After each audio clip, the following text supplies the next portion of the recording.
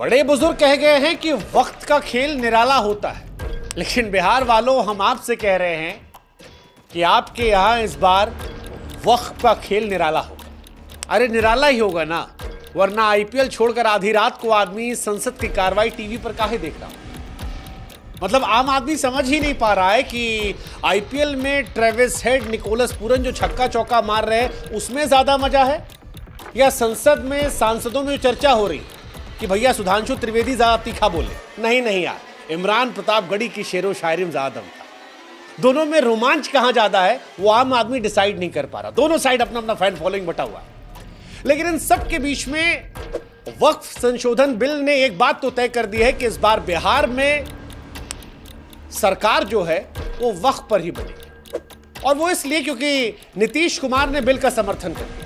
अब नीतीश बाबू ने बिल का समर्थन किया तो उनके पुराने सहयोगी आरजेडी ने ट्वीट करके कहा कि नीतीश अब सबके नहीं है, नीतीश जी आरएसएस के सर्टिफाइड नेता है, वो नीतीश नहीं है, चीटीस है। चीटीस मतलब चीटिंग, धोखेबाज, मुसलमानों के खिलाफ। आरजेडी ऐसा कहे। अब पिछली बार नारा आया था कि अब की बार नीतीश सरकार। ये जितना बवाल चल रहा है पक्ष विपक्ष का, इसको देख के हमने एक नया नारा दिया है कि अब की बार बिहार में वक्फ की सरकार। हाँ और नहीं तो क्या, वक्फ की ही तो सरकार बनेगी। अरे हम ये नहीं कह रहे कौन सी वाली बनेगी, जो समर्थन में उसकी बनेगी, जो विरोध में है उसकी बनेगी, लेकिन इतना जरूर तय है कि अब की बार बिहार में सरकार जो है वो वक्फ की ही बनेगी।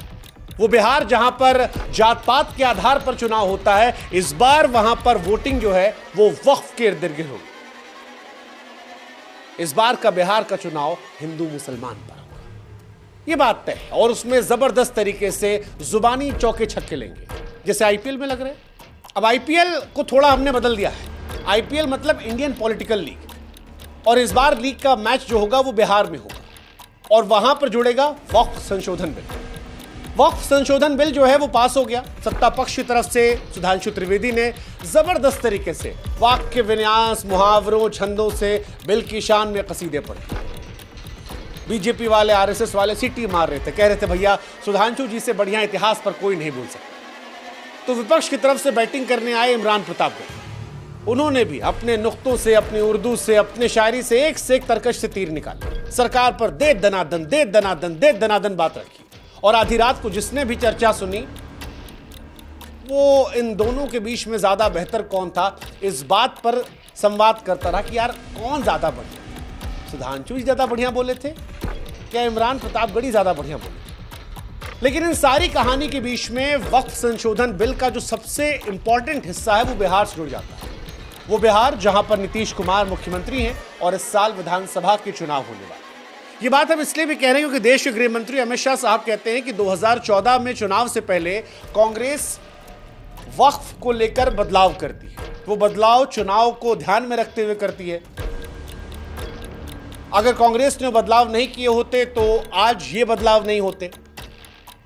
लेकिन एक सच ये भी है कि इस बार बिहार चुनावों से पहले भी जो ये बदलाव है इसका असर बिहार में दिखेगा। बिहार में इससे वोट या चोट पड़ेगी, क्योंकि वक्फ संशोधन बिल के पास होने में नीतीश कुमार, जीतन राम मांझी और चिराग पासवान का अहम रोल। इन तीनों ने बिल का समर्थन किया। वैसे समर्थन तो चंद्रबाबू नायडू ने भी किया था, लेकिन उनका जिक्र हम डिटेल में नहीं कर रहे क्योंकि फिलहाल वक्फ संशोधन बिल का सिरा जो है वो बिहार से जुड़ रहा है। चुनाव बिहार में है, तमिलनाडु में नहीं है। अब बिहार में क्योंकि इसी साल चुनाव है, मुसलमानों की संख्या अच्छी खासी है, इसलिए बिहार में तनाव है। तनाव इस बात को लेकर कि नीतीश बाबू पलट गए क्या, या नीतीश बाबू की स्ट्रेटेजी का हिस्सा है। नीतीश बाबू तो सेकुलर थे, क्या वाकई में बीजेपी के हो गए, या मौजूदा दौर में बिहार की सियासत चुनाव को देखते हुए नीतीश कुमार की एक नई स्ट्रेटेजी का हिस्सा है। अब जो भी है, नीतीश बाबू की इस चाल को नीतीश बाबू के पार्टी के लोग समझ नहीं पाए, और यही वजह है कि उनकी पार्टी के कई नेता समर्थन से नाराज हो गए, और नाराज भी इस कदर हुए कि पार्टी को छोड़ने का ऐलान कर दिया। जेडीयू नेता और बिहार में शिया वक्फ बोर्ड के चेयरमैन अफजल अब्बास ने नीतीश कुमार से नाराजगी को जगजाहिर कर दिया। दूसरे जेडीयू के नेता अल्पसंख्यक मोर्चा के प्रदेश सचिव मोहम्मद नवाज मलिक ने इस्तीफा दे दिया। जेडीयू नेता कासिम अंसारी, जेडीयू में अल्पसंख्यक विभाग के महासचिव मोहम्मद तबरेज ने भी जेडीयू से किनारा कर लिया। जेडीयू के एमएलसी गुलाम गौस तो लगातार कह रहे हैं कि किसानों के लिए लाया जाने वाला बिल वापस हो सकता है, तो वक्फ संशोधन बिल वापस क्यों नहीं हो सकता। कहने का मतलब यही है कि नीतीश कुमार ने भले ही बिल का समर्थन किया, लेकिन उनके दल में विवाद गहरा रहा है, और ये विवाद इसलिए भी गहरा रहा है क्योंकि इस साल बिहार में चुनाव है। बिहार के जेडीयू नेता जो कि मुस्लिम भी हैं, उन्हें इस बात का डर लग रहा है कि मुसलमान मतदाता जो है कहीं नीतीश कुमार से दूरी ना बना ले। अब नीतीश बाबू क्योंकि एक अलग प्रकृति के व्यक्ति हैं, नीतीश बाबू मैजिकल आदमी है। मैजिकल आदमी इसलिए कह रहे हैं क्योंकि नीतीश बाबू चाहे आरजेडी के पास जाएं या बीजेपी के पास जाएं, उनका वोट बैंक साथ रहता था। वो बीजेपी के साथ रहे फिर भी मुसलमान उनको वोट देता था। लेकिन इस बार जब नीतीश बाबू ने ये वाला कदम उठाया तो सवाल यही उठा कि क्या इससे बिहार में बवाल होगा, इससे नीतीश बाबू की सरकार पर चोट पड़ेगी, या नीतीश बाबू को इससे वोट मिलेगा। सवाल उठ रहा है कि नीतीश कुमार को बिल का समर्थन करने का हर्जाना क्या बिहार चुनाव में भुगतना पड़ेगा, या फिर नीतीश कुमार ने बिल का समर्थन करके गहरी चाल चल दी है जो उनके लिए फायदेमंद है। नीतीश जी के बारे में लालू जी अक्सर कहते हैं कि नीतीश के पेट में भी दांत है, उनके दाएं हाथ में क्या है उनके बाएं हाथ को पता नहीं होता। ऐसे में नीतीश कुमार को लेकर दोनों तरह की चर्चाएं चल रही। हालांकि इस फैसले को अगर आप आंकड़ों समझेंगे तो 2009 से लेकर 2015 तक मुसलमान वोट का बड़ा हिस्सा नीतीश कुमार गठबंधन को मिलता है। 2009-2010 तक तो नीतीश कुमार बीजेपी के साथ बिहार में लड़ने पर भी 21 से 62% तक मुसलमान वोट पाते रहे। हालांकि धीरे धीरे धीरे एनडीए के साथ चुनाव लड़ने में घटता रहा, लेकिन फिर भी मुस्लिम बाहुल्य सीट पर नीतीश कुमार की पार्टी को वोट मिलता रहा। 2014 के लोकसभा चुनाव में नीतीश कुमार एनडीए के साथ थे, तब एनडीए को 21% वोट मिले थे और कांग्रेस आरजेडी गठबंधन को 60% मुस्लिम वोट। 2015 के विधानसभा चुनाव में एनडीए को 8% मुस्लिम वोट मिले थे, महागठबंधन के खाते में 78% वोट गए थे।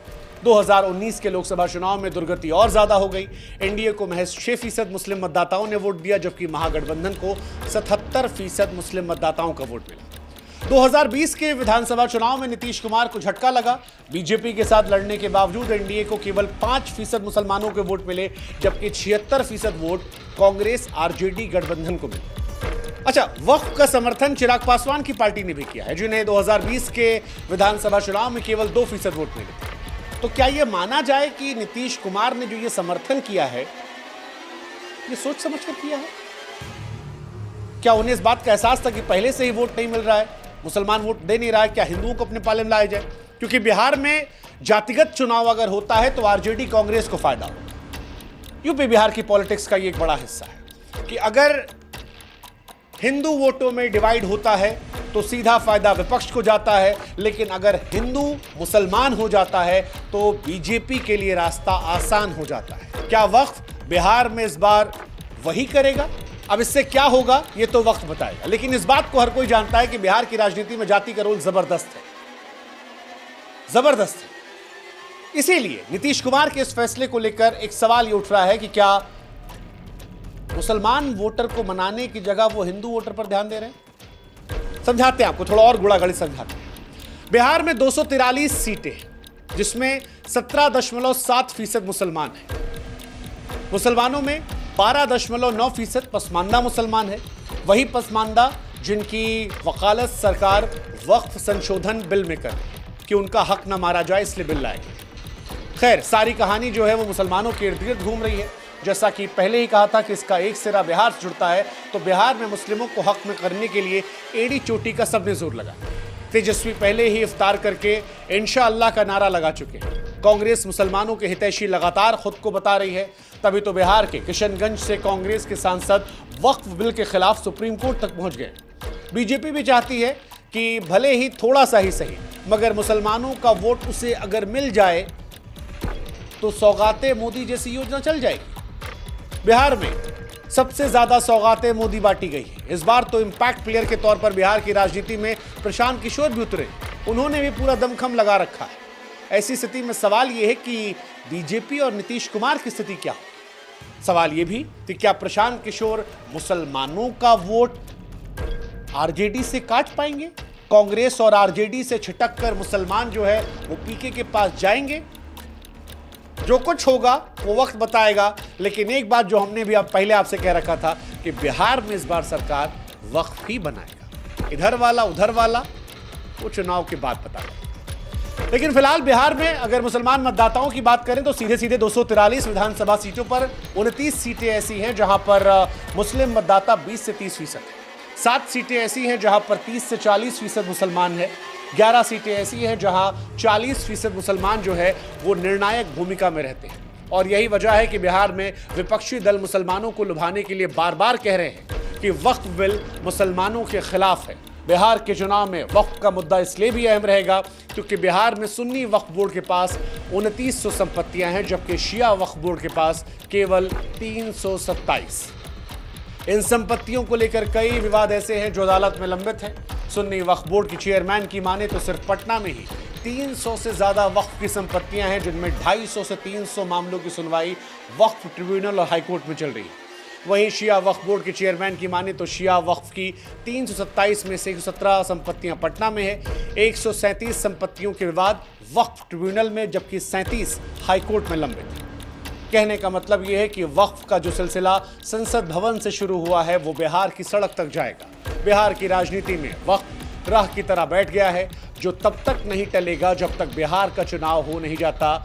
बाकी 100 की सीधी बात यही है जो हमने पहले भी कही थी कि इस बार कोई हारे कोई जीते, बिहार में वक्फ का ही सरकार।